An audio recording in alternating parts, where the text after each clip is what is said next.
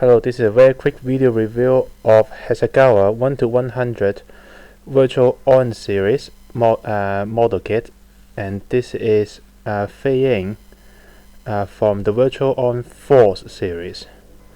The one you're seeing here is the Cinderella Heart version, which one comes with the what's it? Is it a serving plate? Yeah, it's that dish that waitress used to actually hold the food to you. I can't remember what it is. Can't remember off my head.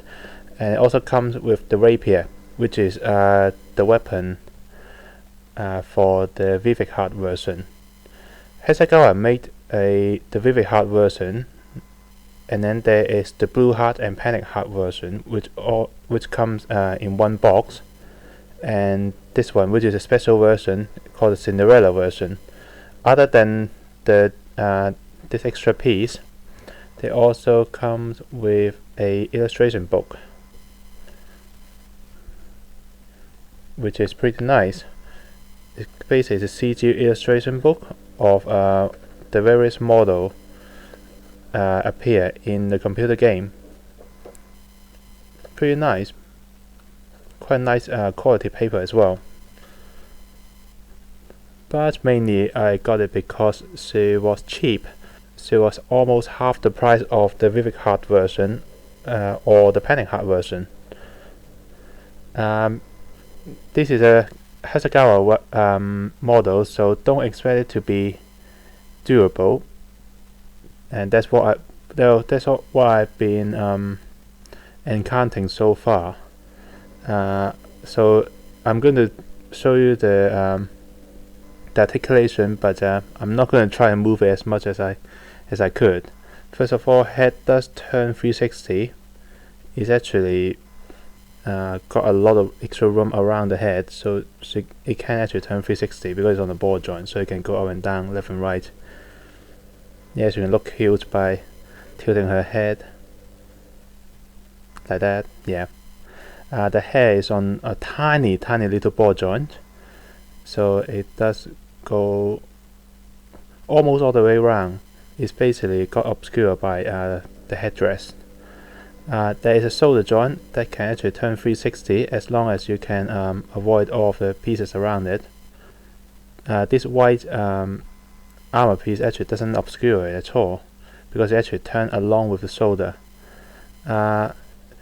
However, the shoulder actually doesn't go all the way out. This is as far as it can go out. It actually got more articulation going inward than outward. Basically, it's on the ball joint, but the armor and the body part itself is actually obscuring it. The elbow go up to just less than 90 degrees.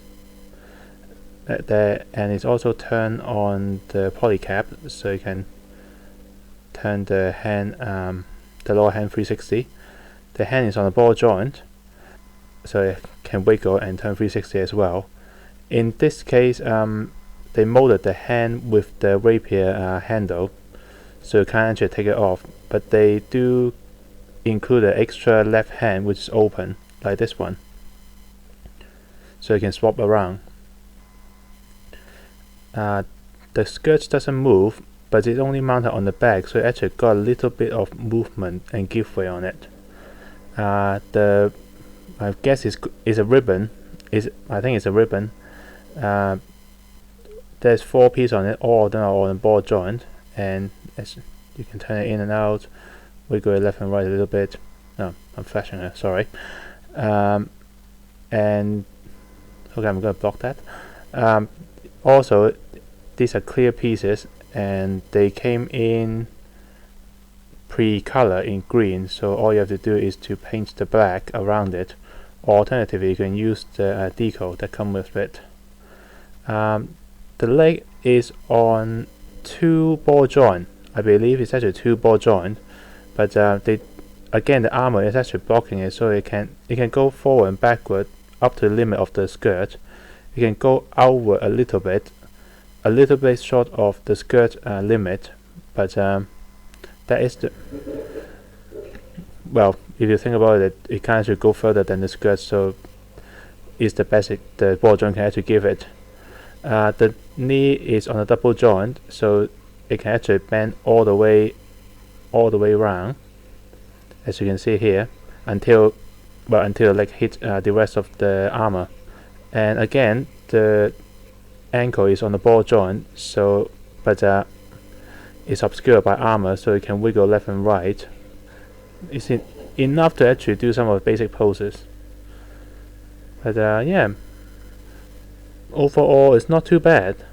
The only thing that I'm actually worried about is that it's quite flimsy, quite fragile. Mainly because you have to give credit to Hasegawa, really.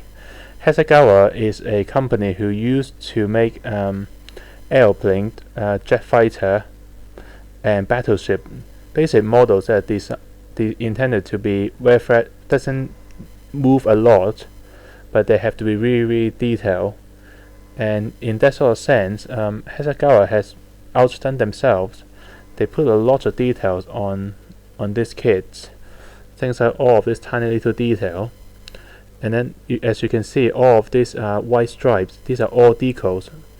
I don't think a lot of companies can actually make detailed decals like this. In fact, these are multiple different number of decals to actually create the chest, the arms, and the skirt.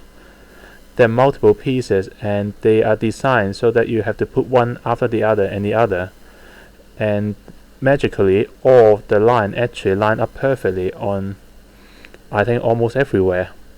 Even with my poor skill, I managed to put all of the decal on without too much hassle. So you have to give credit to Hasegawa about the level of detail they managed to achieve on this. I mean, this piece is more or less an extra piece, but they also put a lot of detail on the inside and a lot of detail for this clear path effect as well. And not to mention, compared to Kotobukiya models, they are almost half the price. I mean, the same Fei-Yen model, the Fei-Yen the Knight model made by Kotobukiya, is almost double the price of this one. And because of the model and the design, the one here, which is you see in here, which is from Force, is much more complicated. And I have to say, I expect it to be more fragile than what Kotobukiya would be making, and it turned out to be. It's not far from what I expected. So I say I'm actually pretty impressed with it. If I actually got a chance, I might actually buy the Fei-Yen model from Kotobukiya as well. But at the time being, I'm running a bit low on cash. I'm going to try and avoid buying extra things for the time being. So yeah, join me in the next obscure review.